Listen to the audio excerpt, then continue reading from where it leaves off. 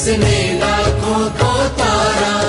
किस महामंत्र का जाप करो भवजल से मिले किनारा। नमो अरिहंताणं नमो सिद्धाणं नमो आयर्याणं नमो उवछायाणं नमो लोये सव्वसाहुणं नमो लोये सव्वसाहुणम्। एषो पञ्चणमुक्तारो सव्वपावपणासनो मङ्गलानं चे सव्वेशी परममहवये मङ्गलम्। नमो नमो नमो नमो नमो नमो नमो नमो। नमोकार मंत्र है न्यारा किसने लाखों को तारा। नमोकार मंत्र है न्यारा इसने लाखों को तारा। किस महामंत्र का जाप करो भवजल से मिले किनारा। नमो अरिहंताणं नमो सिद्धाणं नमो आयर्याणं नमो उवछायाणं नमो लोये सव्वसाहुणं। नमो लोये सव्वसाहुणम्। समाज सेवा का क्षेत्र बहुत विस्तृत है।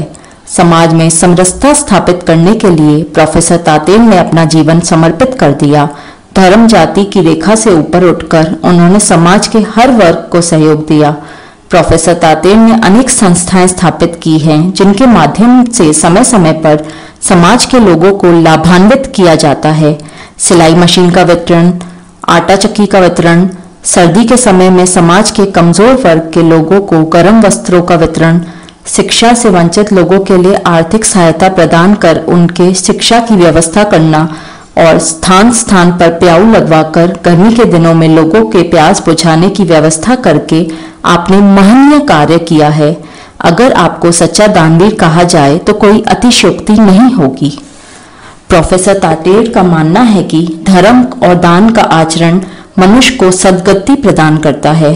मानव का धर्म है मानवता। धर्म एक संजीवनी है। धर्म एक ऐसा तत्व है जो मानव को स्वर्ग तक पहुंचा देता है। धर्म का आचरण करने से किसी भी परिस्थिति पर विजय प्राप्त की जा सकती है। मानव जीवन में दान पुण्य करना बहुत बड़ा धर्म है। दान किसे किया जाए यह भी विचारणीय है। जैसे वर्षा यदि सूखे स्थान पर होती है तो वर्षा लाभकारी होती है और उस वर्षा से सबको फायदा होता है, किंतु यदि वर्षा उस स्थान पर हो जहां पहले से ही जल का भंडार है, वहां पर से वर्षा का कोई फायदा नहीं होता। इसी प्रकार दान भी सुपात्र को देना चाहिए जिससे उनकी आवश्यकताएं पूर्ण हो। यदि दान ऐसे पात्र को दिया जाता है जहां पर पहले से ही धन धान्य की संपन्नता है तो वहां पर दान का कोई महत्व नहीं है। धर्म कठिन से कठिन परिस्थिति वाले व्यक्ति के लिए संजीवनी है। मनुष्य का जीवन कृतार्थ के लिए दान पुण्य करना चाहिए। भारतीय ग्रंथों में समाज सेवा और दान की महिमा का वर्णन उत्कृष्ट रूप से किया गया है। दान कई प्रकार का होता है। दान विशेष रूप से धन का किया जाता है। जरूरतमंदों को उसकी आवश्यकता के अनुसार दान दिया जाना चाहिए। समाज में बहुत से धन संपन्न व्यक्ति रहते हैं। धन का उपभोग एक मालिक के रूप में नहीं बल्कि एक ट्रस्ट के रूप में किया जाना चाहिए। प्रोफेसर तातेर के अनुसार धन की 3 गतियां बताई गई हैं: दान, भोग और विनाश। सबसे अच्छी गति धन की दान देना है। जरूरतमंदों को उसकी आवश्यकता के अनुसार दान देना चाहिए। धन की दूसरी स्थिति भोग है। यदि आदमी के पास धन दौलत है तो उसका उपभोग करना चाहिए। त्याग पूर्वक किया गया उपभोग सबसे अच्छा उपभोग है। किसी के धन को शक्ति पूर्वक नहीं लेना चाहिए। धन का उपभोग करने से परिवार संतुष्ट रहता है। धार्मिक क्रियाओं में, उत्सवों में, तीर्थ यात्रा में और दूसरों को देने में धन का उपयोग होना चाहिए। प्रोफेसर तातेर और उनके पारिवारिक जन समय समय पर धार्मिक यात्राओं का भी आयोजन करते हैं। ऐसी यात्राएं समाज में समरसता का संदेश देती हैं। एक दूसरे को जोड़कर के सत्कर्म करने की प्रेरणा देती हैं। धन को यदि ऐसे उत्कृष्ट कार्यों में लगाया जाता है तो उस धन का भी सम्मान होता है। यदि धन का उपयोग नहीं किया जाता है तो तीसरी स्थिति धन की विनाश है। घर में इकट्ठा किया हुआ धन या तो चोर चुरा ले जाते हैं या इनकम टैक्स के अधिकारी उसे सरकारी खजाने में जमा करा देते हैं। धन को उचित रीति से कमाना चाहिए। अनुचित रूप से अर्जित किया हुआ धन अधिक समय तक नहीं टिकता। धन का तो विनाश होता ही है, उसी के साथ परिवार का भी विनाश हो जाता है। प्रोफेसर तातेर ने अपने राजकीय सेवा में इस बात का विशेष ध्यान रखा है कि जो कुछ भी पारिश्रमिक के रूप में प्राप्त होता है उसी में परिवार का भरण पोषण हो। यदि किसी जरूरतमंद को किसी चीज की आवश्यकता हो तो उस व्यक्ति की आवश्यकता की पूर्ति भी होनी चाहिए। प्रोफेसर तातेर धार्मिक प्रवृत्ति के व्यक्ति हैं। उनका मानना है कि आध्यात्मिक कार्य के लिए किया जाए दान की महिमा से परलोक सुधरता है। हमारे देश में बहुत से दानशील व्यक्ति हुए हैं जिनका नाम आज आदर के साथ लिया जाता है। कर्ण महादानी था, उसने अपने कवच कुंडल को दान कर दिया था। भगवान विष्णु ने वामन रूप धारण कर राजा बलि से 3.5 पग भूमि दान में याचना की थी, तो बलि ने 3 पग भूमि देकर तीनों लोक को दे दिया और अंत में आधे पग में अपने शरीर का भी दान दे दिया। ऐसे महर्षि दधीची ने अपने शरीर का दान देकर विश्व कल्याण किया था। आज ऐसे ऋषियों महर्षियों का नाम दानदाताओं की श्रेणी में आदर के साथ लिया जाता है। यदि मनुष्य का दृष्टिकोण विधेयात्मक रहता है तो उसके द्वारा दिया हुआ दान सफल होता है, और यदि निषेधात्मक होता है तो वह दान सफल नहीं होता। यदि मनुष्य का दृष्टिकोण निषेधात्मक रहता है तो वह उसकी ऊर्जा को नष्ट कर देता है।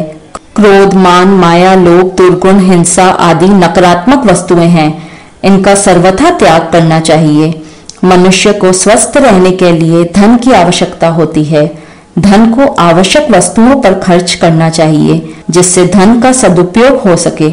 इसमें जगत कल्याण की भावना छिपी है।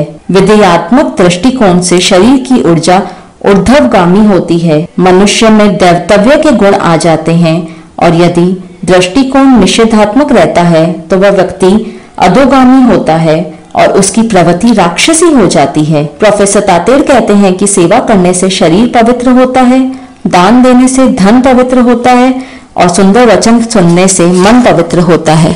संपत्ति तो विनाशी है, आज है कल नहीं रहेगी, किंतु आत्मा अजर अमर है। इसको प्राप्त कर लेने से मनुष्य को अभय दान मिल जाता है और वह सदैव के लिए अमर हो जाता है। अध्यात्म का उपदेश ही आत्मदान है। यही दान प्रशक्त दान कहलाता है। इसको प्राप्त करने के बाद मनुष्य के लिए कुछ भी प्राप्तव्य नहीं रहता। प्रोफेसर तातेर इस समय वानप्रस्थ का जीवन जी रहे हैं। वानप्रस्थ जीवन संसार और संन्यास के मध्य का जीवन है। इस अवस्था में लोग संसार में अनासक्त भाव लेकर आत्म तत्व की खोज में लग जाते। प्रोफेसर तातेर का जीवन अनासक्त का जीवन है। ऐसा व्यक्ति गृहस्थ में भी संत जैसा जीवन जी रहा है। संत वही है जो शांत रहता है। संत की प्रकृति शांत होती है। उसके मन में राग, द्वेष, मद, लोभ नहीं रहता है। प्रोफेसर तातेर का जीवन देश के लिए समर्पित है। उन्होंने समाज सेवा को ही अपने जीवन का परम उद्देश्य बना लिया है।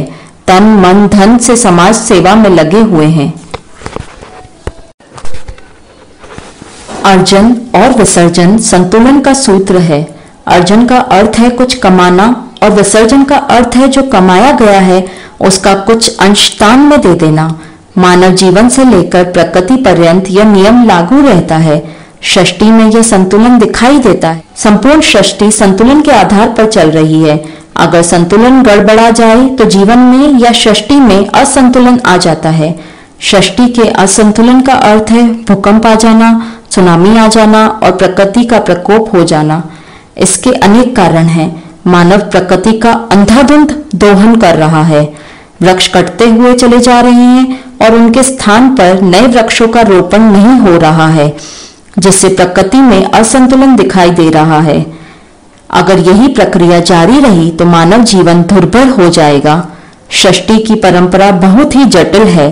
सृष्टि में जड़ और चेतन दो तत्वों के सहयोग से संतुलन बना हुआ है। जड़ और चेतन में जब मानव के द्वारा विकृति उत्पन्न की जाती है तो वे तत्व अपने स्वाभाविक रूप से विकृत हो जाते हैं। अर्जन मानव की आवश्यकता है। बिना अर्जन के जीवन यापन करना संभव नहीं है, किंतु उतना ही अर्जन करना चाहिए जितनी आवश्यकता है। आवश्यकता से अधिक अर्जन दूसरों के हिस्से पर अधिकार करना है।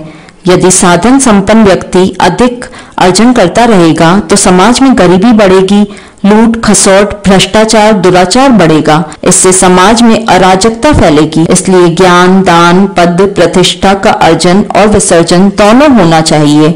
आवश्यकता से अधिक अर्जन पाप है। यह मनोवृत्ति सभी मनुष्यों में होनी चाहिए। प्रोफेसर तातेड़ ने समाज व्यवस्था को सुदृढ़ करने के लिए समाज में यह नारा दिया है कि बेटी पढ़ाओ और बेटी पढ़ाओ। बेटियां जिस परिवार में होती हैं वह परिवार बड़ा ही भाग्यशाली होता है। नर और नारी के संयोग से सृष्टि चलती है, कोई एक सृष्टि को नहीं चला सकता। इसलिए नर और नारी दोनों का सममूल्य है। नारी ही किसी की बेटी होती है, किसी की बहन होती है, किसी की बहू होती है, किसी की माँ होती है और किसी की दादी होती है। किंतु आजकल समाज की विकृत मानसिकता के कारण भ्रूण हत्या का प्रचलन बढ़ गया है। स्त्री और पुरुष का अनुपात सृष्टि में 50-50% का होना चाहिए। सृष्टि को संतुलित रखने और चलाने के लिए यह अनुपात बहुत आवश्यक है, किंतु भ्रूण हत्या के कारण यह संतुलन बिगड़ता जा रहा है।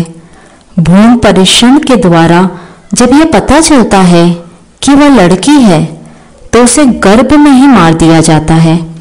जब बेटी ही नहीं रहेगी तो संसार कैसे चलेगा? बेटा और बेटी का समान दर्जा होना चाहिए। भारत में पुरुष एवं स्त्री के अनुपात का संतुलन धीरे धीरे गड़बड़ाता चला जा रहा है। सबसे बड़ा कारण है दहेज प्रथा। दहेज का दानव समाज में बढ़ता जा रहा है। यह एक प्रकार का सामाजिक अभिशाप है।